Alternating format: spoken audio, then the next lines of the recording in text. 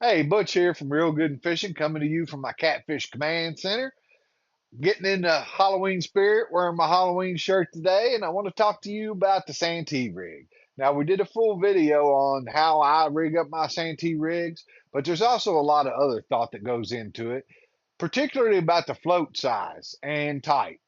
Now, are you fishing in water that has current, that doesn't have current? Are you fishing from a boat? Are you fishing from the bank? Whatever. You need to think about all of those things when you're building your rig. Also, you need to think about the bait size and target species.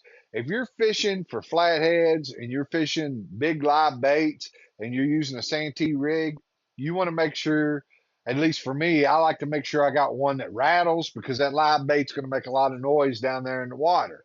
If you're fishing for blues and channel cats, you might not need a big Santee rig. You might be able to get away with the small float and hook. See, that's just a small float. Just float up a small piece of cut bait. That's all you need if you're using small pieces.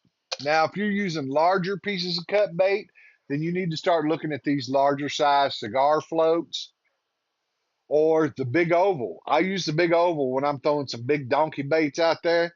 I use the big oval to help keep those up. The other thing that I like to use is these Magnum spooks. Here's your normal size spook, and then here's the Magnum.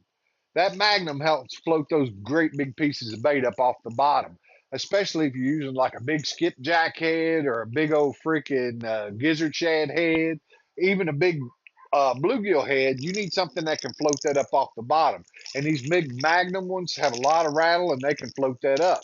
Now, if you're fishing from the bank and you don't have any current, you don't really have any wind, and you're not using live bait, you probably don't need a spook.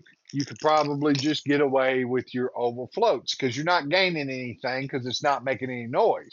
But if you're fishing in current and you got a lot of wind or you're fishing with live bait, then by all means use a spook or use one that's got some rattles on it.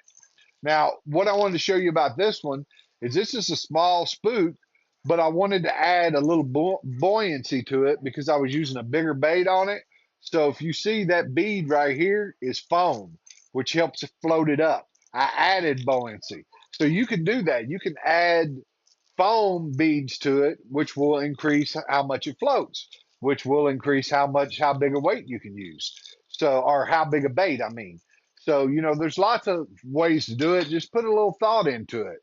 These little ones are great for the channel cats, but you might need bigger for blue cats and flatheads. Another thing to think about is if you're fishing no current and you're fishing in a lake, but you got a lot of wind, then maybe throw a rattle on there because it's going to move around in the water.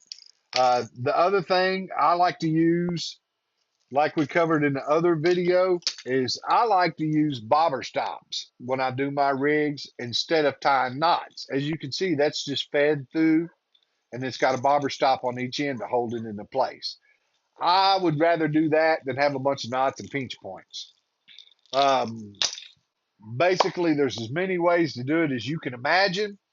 A good plain basic one with a big Magnum spook works great for me.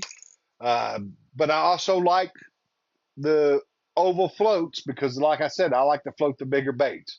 So the only thing I wanted to call to your attention was think about bait size and float size. You want to make sure that float or spook will bring that bait up off the bottom. If it's not, there's no use in even using it. However, if you're fishing from a boat and you're dragging baits, you don't necessarily need a big Magnum float to get that bait off the bottom because with the drag and the movement, a lot of times these little spooks will do just fine keeping it up off the bottom because it's got a little speed and resistance. So just put a little thought into it when you do your next catfish rig, and maybe you'll be more successful. And I know that when I first started, I didn't really think a whole lot about it. I just rigged it up and threw it out there.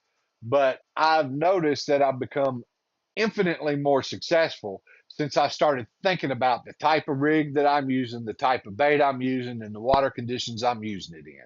So educate yourself, be more successful, and have a good time out there. And until next time, I hope you catch a good one.